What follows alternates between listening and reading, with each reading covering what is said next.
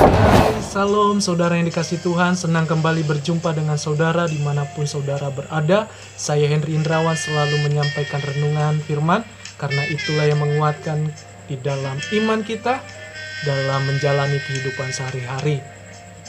Dan tema saya pada saat ini berbicara tentang berjaga-jagalah dalam menyambut hari Tuhan.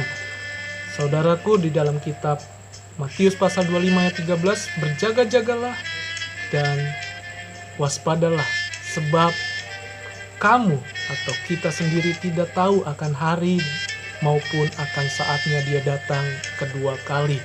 Jadi biarkan orang lain berkata apapun, mana buktinya Tuhan tidak datang juga kok sampai hari ini. Saudara, tahukah bahwa kalau Tuhan belum datang, bisa saja kita duluan yang datang sama Tuhan, artinya meninggal dunia. Bagaimana kalau kita tidak siap? Jadi sebelum itu, mari kita tetap berjaga-jaga, supaya ketika kita dipanggilnya, kita sudah siap. Dan kita berjumpa dengan Raja yang kekal selama-lamanya, Yesus Kristus Tuhan kita. Jadi sebelum kita mendengarkan renungan, mari kita sama-sama berdoa. Haleluya. Tuhan Yesus, terima kasih. Kami percaya Engkau menolong kami, menyertai kami sampai pada akhir zaman. Ajar kami lewat Roh-Mu yang memampukan kami untuk kami bisa berjaga-jaga sesuai dengan perkataan kebenaran firman-Mu.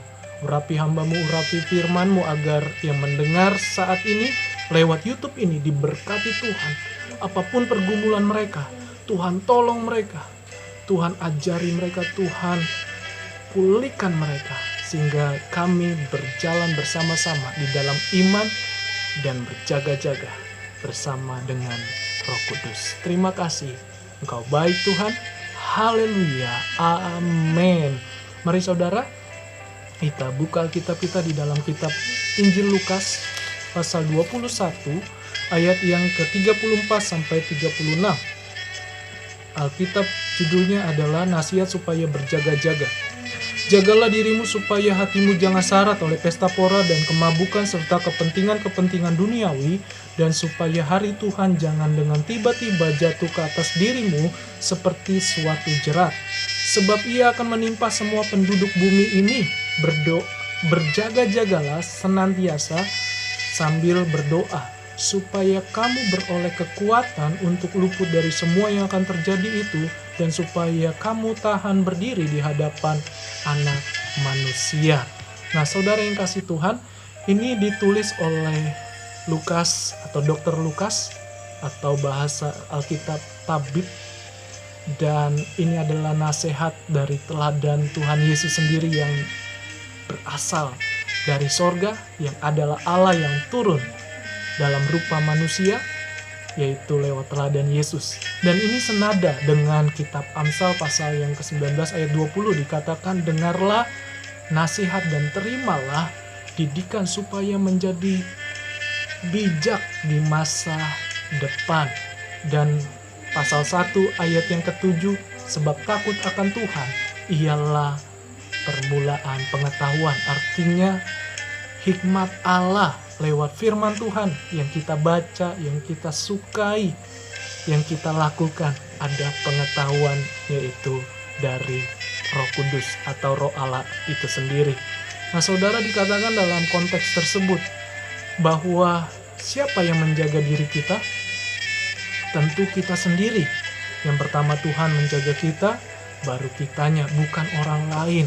Orang lain bisa hanya memberi nasihat, atau bisa juga merusak hidup kita. Yang mana pilihan kita? Tentu kita tahu dengan sendirinya. Jadi yang menjaga diri kita adalah diri kita, supaya kita tidak terbawa arus dunia dalam konteks pembacaan firman Tuhan ini. Apa arus dunia? Yaitu pesta pora, kemabukan, dan kepentingan-kepentingan duniawi. Ini bukan berasal dari Tuhan. Ini bukan teladan dari Tuhan Yesus. Justru itu merusak hidup kita. Suatu saat kita akan menuai apa yang kita tabur. Jadi saudara, engkau mungkin belum merasakannya, tapi suatu saat itu akan terjadi dalam hidup kita, merusak hidup kita. Dan dikatakan kepentingan-kepentingan duniawi itu berbicara tentang orang yang sombong, yang lupa kepada Tuhan, yang tidak perlu Tuhan lagi, yang lebih sibuk dengan kemampuannya, dengan kehebatannya, dengan kebisaannya, sehingga dia melakukan dengan berbagai cara apapun untuk menguntungkan dirinya sendiri, sehingga dia menjadi orang yang selalu melakukan kepentingan-kepentingan duniawi. Jadi saudara, engkau punya harta melimpah pun tidak salah. Yang salah adalah kita lupa sama Tuhan. Kita tidak mengandalkan lagi Tuhan Yesus, Tuhan yang kita sembah. Dan dikatakan tadi harinya seperti suatu jerat. Yang saya sudah jelaskan ada dua, yaitu bagi orang yang tidak siap seperti pencuri, tiba-tiba kengerian, ketakutan. Tapi orang yang siap, orang yang takut akan Tuhan, yang mengasihi Tuhan, itu seperti harinya mempelai dan pengantin. Ada kebahagiaan, ada sukacita untuk menyambut Tuhan, Raja di atas segala raja dan Hakim yang adil. Dan dia akan memerintah di dalam kekekalan. Jadi saudara, bersiaplah menyambut kedatangan Tuhan. Kalau dia belum datang, kita sudah siap. Kalau dia sudah panggil, kita nanti berjumpa dengan Tuhan. Jadi, bagaimana cara kita hidup berjaga-jaga? Yaitu, yang pertama, berdoalah senantiasa. Tadi dikatakan ayat ini, berjaga-jagalah dan berdoalah senantiasa. Jadi dalam perikop ini Yesus memberikan teladan di mana Yesus setiap malam berdoa di Bukit Zaitun. Yesus pernah berkata kepada muridnya, bisakah engkau berjaga 1 jam saja untuk berdoa kepada Bapa? Tapi pada akhirnya murid-muridnya tertidur. Tapi Yesus tetap berdoa. Yesus memberikan teladan yang baik. Karena doa adalah komunikasi kepada Bapa di sorga, kepada pemilik sorga. Tanpa komunikasi tidak mungkin semua berjalan dengan baik. Seandainya dalam keluarga tidak ada komunikasi, tentu tidak enak. Demikian doa itu adalah sebuah komunikasi, sebuah hubungan, dan juga sebuah kehendak Bapa, kehendak hati Tuhan.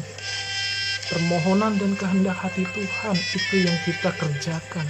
Itulah lewat doa kita nanti diberikan hikmat, diberikan maunya Tuhan di hati kita.